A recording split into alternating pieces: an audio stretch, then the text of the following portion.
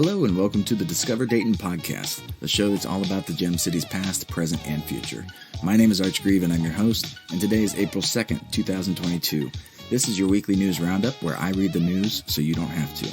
In today's episode, we have an update on the Ohio redistricting process, a story about a new bridge that may be connecting a new and existing MetroPark, and more conflict at the Dayton City Commission.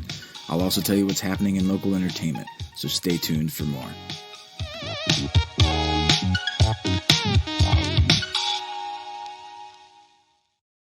To start off today, we'll look at a local symposium that's happening here in Dayton. The Imagining Community Symposium is taking place this upcoming week at the Dayton Arcade on April 7th and 8th.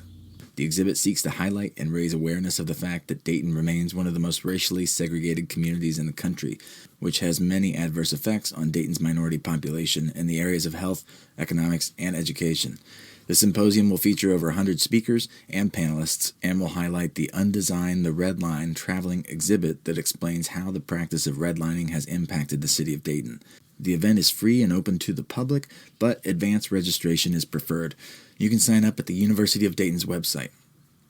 The Ohio redistricting process continues to be messy after Republicans rejected the publicly drawn maps that were created by two independent consultants that both parties hired and instead went with simply modifying their own set of party-drawn maps, which the Ohio Supreme Court has already ruled as being unconstitutional.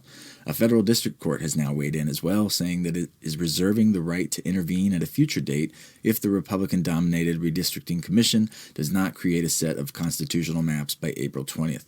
Also this week, the Ohio Supreme Court told the Redistricting Commission that it has until Monday to explain why they should not be held in contempt of court for their repeated failure to produce maps that passed constitutional muster.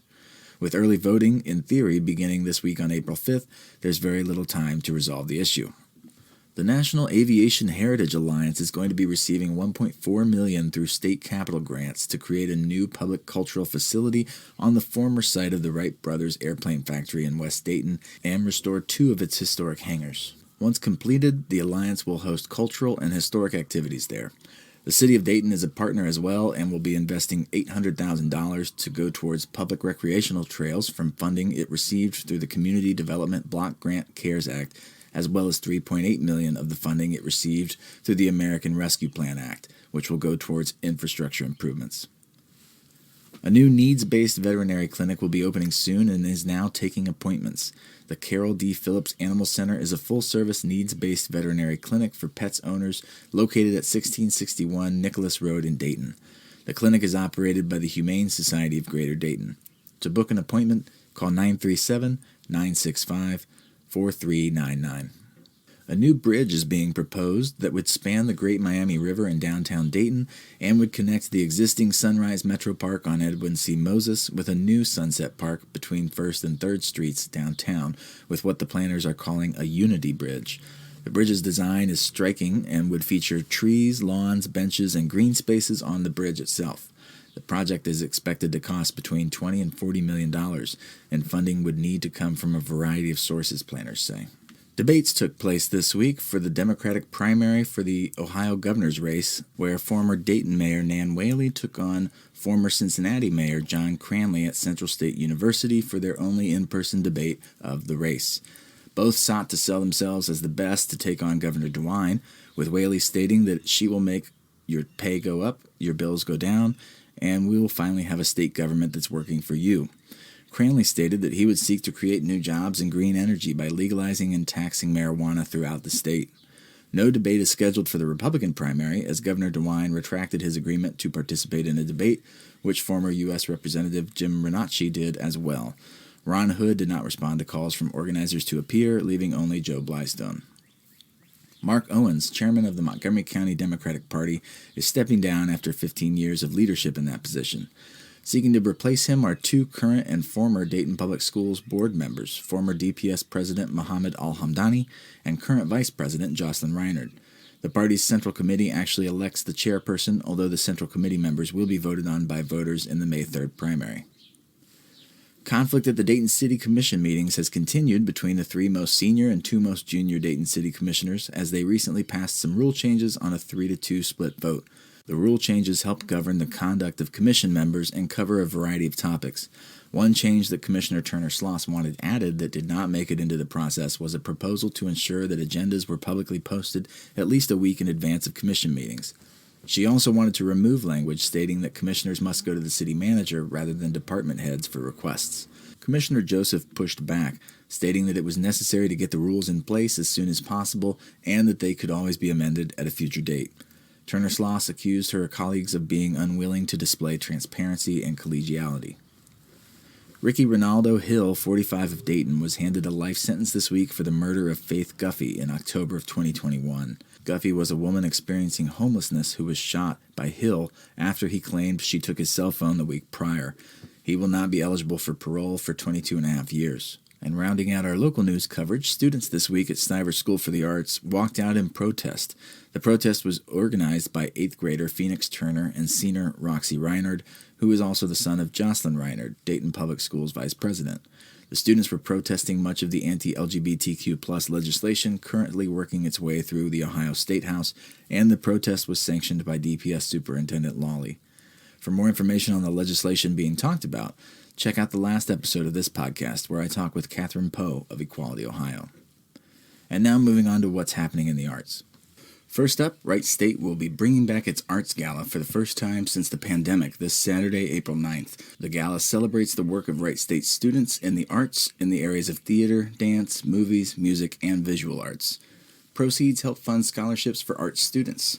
If you plan to attend, be aware that ticket prices are a bit pricey at $300 to $550 a person, but they go towards a good cause. Visit wright.edu/gala for more information and to purchase tickets. The Dayton Metro Library is hosting a juried art exhibition this month entitled Art and Soul, which features over 40 pieces by artists with disabilities. The exhibit is being put on by Toward Independence and Partners for Community Living. And in local movie news, if you missed the Oscar Best Picture winner, Coda, which is about a young woman who is the only hearing person in her family, it's playing at the Neon again for a limited run. You can also see the documentary The Automat, as well as a restored version of The Godfather, which celebrates its 50th anniversary this year. Moving on to live performances that are happening in Dayton soon, you can see Come From Away this week at the Schuster, which is a new musical written by Tony nominees Irene Sankoff and David Hine, about a small town that had 38 planes diverted to its airport in Newfoundland on September 11, 2001. Visit DaytonLive.org for tickets. John Holliday, a countertenor from Texas who appeared on NBC's The Voice in 2020, will be performing at the Dayton Opera at the Schuster Center tomorrow, April 3rd.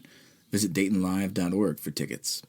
Also happening tomorrow, April 3rd, at the Yellow Cab is the Dayton Poetry Slam featuring Letitia, a local writer and spoken word artist, as well as 2 rounds of open mic. Doors open at 7 p.m. and the cost is $2. Also at the Yellow Cab next week on April 9th, the Celtic rock band Tempest will be performing in Dayton for the first time since the pandemic. Cost is $15 in advance or $20 at the door. Visit yellowcabtavern.com for ticket information. The Dayton Ballet is performing The Great Gatsby between April 8th and 10th for the first time since 2017. The performance, which is based on the book by F. Scott Fitzgerald's most famous novel, will take place at the Victoria Theater. Ticket prices range from $5 to $85 and can be purchased online at DaytonPerformingArts.org. UD Professor Emeritus Dr. Herbert Martin will be joining the Dayton Philharmonic Orchestra to perform Beyond the Years, Paul Laurence Dunbar, which is a celebration of the 150 years since Paul Laurence Dunbar's birth. It takes place at the Schuster Center on April 13th, and the cost is $6. Visit DaytonLive.org for ticket information.